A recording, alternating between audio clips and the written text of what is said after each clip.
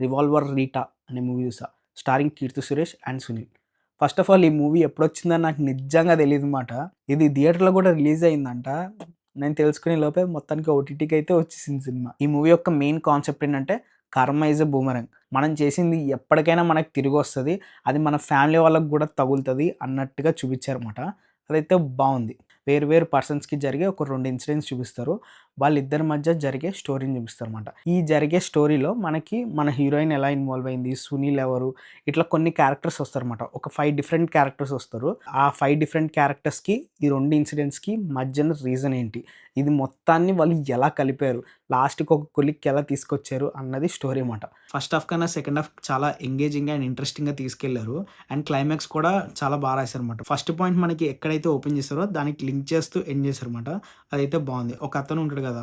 ఇహ్యూ అని అంటాడు. జైలర్‌లో అట్లా ఉంటాడు కదా! అతని క్యారెక్టర్ దీంట్లో కూడా ఉంటది.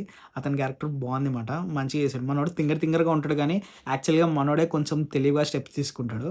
అదైతే బావుంది మాట. సినిమా అయితే నాకు నచ్చింది. వీకెండ్‌కి అయితే మంచిగా ఫ్యామిలీతో సహా మంచిగా చూడొచ్చు మాట.